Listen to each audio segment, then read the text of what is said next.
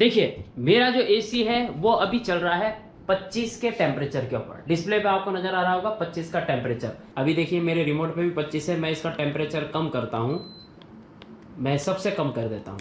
देखिए 17 से नीचे उसका टेम्परेचर नहीं आएगा, क्योंकि इससे कम इसका टेम्परेचर होता ही नहीं है। और ये जो मेरे पास में एसी है ये इन्वर्टर मॉडल है और अमेजॉन ब्रांड का है। तब कहने का मतलब ये है कि अब मैंने इसका टेम्परेचर कम कर दिया तो क्या ये टेम्परेचर कम के हिसाब से उतनी ही ठंडी हवा देगा जितना मैंने इसका टेम्परेचर कम किया है? और दूसरा, जितना मैंने इसका टेम्परेचर कम किया है क्या उतने जल्दी ये रूम को ठंडा कर देगा? लेकिन देखिए अगर आपने इसका टेम्परेचर सबसे कम करके रखा हुआ है और इसे आप इस तरह से चला रहे हैं तो उसके बहुत सारे नुकसान है, फायदा कुछ भी नहीं है। तो आज मैं आपको यही बताने वाला हूं कि कम टेम्परेचर पे चलाने से क्या नुकसान है और क्या फायदा है, और कम टेम्परेचर करने से क्या ये वाकई ही ठंडी हवा देता है।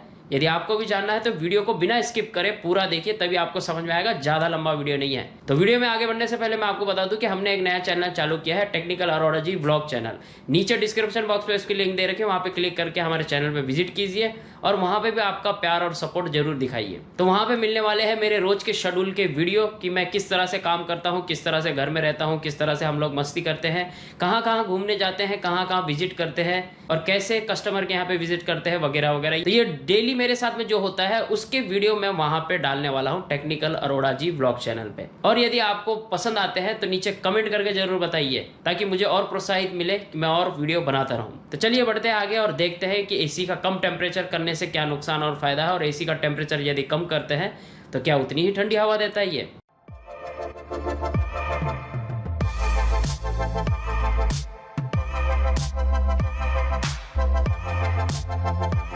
तो बहुत ज़्यादा दोस्तों को ये कन्फ्यूजन है कि हम एसी का टेम्परेचर अगर कम कर देते हैं तो वो कूलिंग उतनी ही देता है। तो देखिए यहाँ पे ये कन्फ्यूजन मैं आपका दूर कर देता हूँ कि ये ऐसा नहीं है। यहाँ पे आपका एक नुकसान सबसे बड़ा ये है, अगर आप उसका टेम्परेचर कम कर देंगे तो आपके बिजली का बिल बहुत ज़्यादा आएगा। तो ऐसा क्यों? देखिए अगर आप अपने एसी का टेम्परेचर कम करके एसी को चलाते हैं तो इसका मतलब ये है कि आपका कंप्रेसर कंटिन्यू चलेगा, आपका आउटडोर बंद ही नहीं होगा। और जब आपका आउटडोर बंद ही नहीं होगा और कंप्रेसर कंटिन्यू चलेगा फुल स्पीड पे, और 1.5 टन का एसी लगा हुआ है तो 1800 से लेकर के 2 किलोवाट तक की बिजली वो खाएगा और कंटिन्यू चलेगा, तो अब आप अंदाजा लगा लीजिए कि आपके बिजली का बिल कितना आने वाला है। तो देखिए कंफ्यूजन में यहाँ पे दूर करता हूँ कि अगर आप एसी का टेम्परेचर कम कर देते हैं 15, 16, 17 तक, जितना भी आपके एसी का टेम्परेचर होता है उतना, जैसे कि मेरे केस में 17 से नीचे नहीं हुआ, तो हो सकता है कि आपके केस में 17 या 16 से नीचे ना हो। अगर आप 16, 17 तक भी उसका टेम्परेचर करते हैं और उतनी स्पीड में एसी को चलाते हैं तो इसका मतलब यह है कि आपके रूम में जो टेम्परेचर है वो उतना ही होगा। मतलब कि 16, 17 का टेम्परेचर आपके रूम का होता है। जो भी टेम्परेचर हम एसी के ऊपर सेट करते हैं वो टेम्परेचर एसी का नहीं होता है, वो टेम्परेचर होता है आपके रूम का। कहने का मतलब ये है कि आपने टेम्परेचर सेट किया है उस पर 16, 17 या 20 का टेम्परेचर सेट किया है तो वो उतना ही टेम्परेचर बनाएगा आपके रूम के अंदर। जो आपने सेट किया है वो नहीं आ जाता तब तक एसी का कंप्रेसर कंटिन्यू चलता रहेगा। इसका मतलब यह है कि अब आपकी बिजली का बिल जो है वो बहुत ज्यादा आने वाला है। देखिए जहां तक मुझे पता है और काफी सारे रिसर्चकर्ताओं ने भी बताया है कि एसी की डायरेक्ट हवा खाना ये शरीर के लिए बहुत ही नुकसानदायक है। एसी सिर्फ आपके रूम के टेम्परेचर को ठंडा करने के लिए, गर्मी ना लगने के लिए होता है, ना कि उसकी डायरेक्ट हवा खाने के लिए। लेकिन काफी सारे लोग जो है उसकी डायरेक्ट हवा खाते हैं। अब ये तो उनकी मर्जी है, क्योंकि कितना ही किसको समझाए। तो ये जो काफी सारे दोस्तों को कंफ्यूजन था कि एसी का टेम्परेचर कम कर देंगे तो एसी उतनी ही ठंडी हवा देगा, तो ऐसा बिल्कुल नहीं है। जो हम टेम्परेचर एसी के ऊपर कम करते हैं वो टेम्परेचर आपके रूम का होता है, और वो टेम्परेचर आपके रूम में जब तक आता नहीं है तब तक एसी उतनी ही स्पीड में चलेगा जितनी स्पीड में उसको चलना चाहिए। टेम्परेचर कम करने से एसी का उसके कूलिंग हवा में कोई फर्क नहीं पड़ेगा। टेम्परेचर कम या ज्यादा करने से कूलिंग हवा बिल्कुल उतनी ही देगा जितनी उसमें से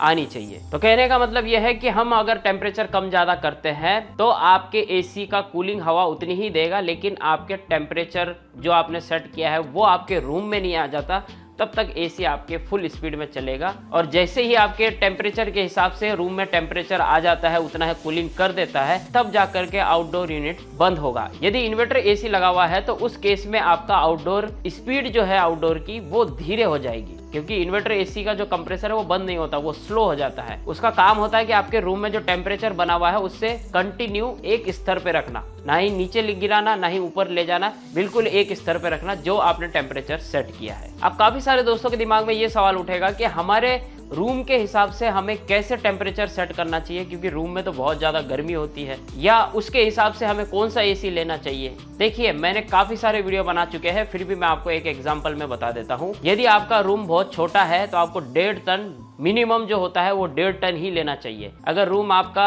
10 बाय 10 का भी हो या 10 बाय 12 का भी हो तो आपको 1.5 टन ही एसी लेना चाहिए। अगर आपका रूम 15 बाय 15 का हो जाता है तो उस केस में आपको 2 टन एसी लेना चाहिए। लेकिन 10 बाय 10 से लेकर के 12 बाय 12 तक के रूम के अंदर आपको 1.5 टन का ही एसी लगाना चाहिए। हाँ, हो सकता है कि किसी किसी के केस में 10 बाय 9 का भी रूम हो या 10 बाय 10 का भी रूम हो, तो उस केस में भी 1.5 टन का ही एसी लगाना चाहिए। अब कंफ्यूजन ये है कि यहाँ पे इन्वर्टर ले या नॉन इन्वर्टर। देखिए, यूजेस के ऊपर डिपेंड करता है। अगर आप 4-5 घंटे चला रहे तो नॉन इन्वर्टर एसी लीजिए, अच्छी ड्यूरेबिलिटी है, काफी लंबा चलेगा। अब देखिए, अगर आपका यूजेस 8 घंटे या उससे ज्यादा है, डेली 8 से 10 घंटे चलाना है, एग्जाम्पल के लिए आप दिन में 7-8 घंटे चला रहे हो और रात को 7-8 घंटे चला रहे हो, तो उस केस में आपको इन्वर्टर एसी लेना चाहिए। जैसा कि मेरा वाला जो एसी है वो इन्वर्टर एसी है, क्योंकि मैं यहाँ पे एक बार एसी चालू कर देता हूँ तो ये शाम को 9-10 बजे ही बंद होता है, इसलिए मैंने इन्वर्टर एसी ही लगाया था। क्योंकि मेरा ये जो कमरा है, ये मेरा ऑफिस है, ये बिल्कुल पैक है और इसके वेंटिलेशन नहीं है इसके अंदर, क्योंकि मुझे ये कमरे में साउंड प्रूफ चाहिए, बाहर की आवाज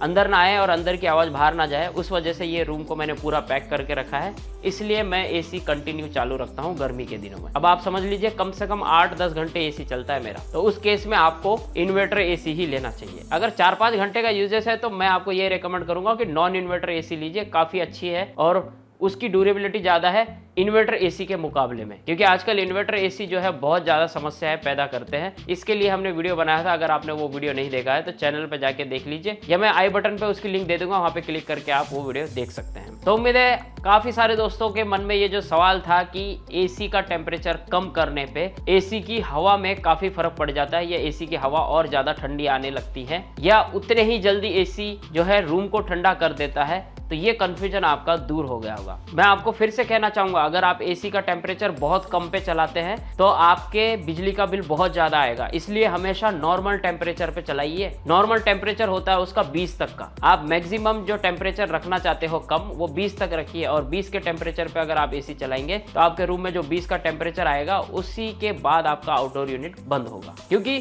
16-17 टेम्परेचर आना एक कमरे के अंदर जहां बहुत ज्यादा गर्मी हो रही है नामुमकिन है, तो उस दौरान आपका एसी का आउटडोर कंटिन्यू चलेगा और आपका बिजली का बिल जो है बहुत ज्यादा आएगा, और उससे काफी सारे दोस्त जो है परेशान हो जाएंगे। क्योंकि 2 किलोवाट की बिजली अगर 1 घंटे कंटिन्यू चलती है तो 2 यूनिट आता है। अगर आप 8 घंटे एसी कंटिन्यू चलाएंगे तो 16 से 20 यूनिट आ जाएंगे उसके अंदर। अब 16 से 20 यूनिट आने का मतलब हो गया, अगर आप 10 रुपए यूनिट भी रीडिंग पकड़ते हैं तो 20 यूनिट के सीधे सीधे हो गए 200 रुपए पर डे। 200 रुपए खर्चा होएगा आपके एसी का। अगर आप 200 रुपए का भी हिसाब लगाएंगे महीने का तो तकरीबन 6,000 रुपए आप एसी चलाने का खर्चा दे रहे हैं। महीने के 6,000 रुपए आप एसी चलाने का खर्चा दे रहे हैं। ये मैंने आपको सिर्फ एक एग्जाम्पल बताया, हो सकता है इससे ज्यादा भी बिल आए। अब ये यूजेस के ऊपर है कि आप कितना यूज करते हो उसको, कितने घंटे यूज करते हो। तो उम्मीद है आपको यहाँ पे सारी चीजें समझ में आ गई। फिर भी कोई कंफ्यूजन हो तो नीचे कमेंट करके या इंस्टाग्राम फेसबुक पे भी मुझसे पूछ सकते हैं, मैं वहाँ पे भी उसका रिप्लाई जरूर करूंगा।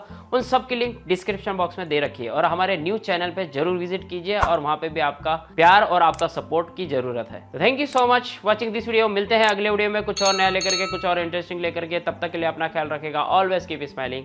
जय हिंद।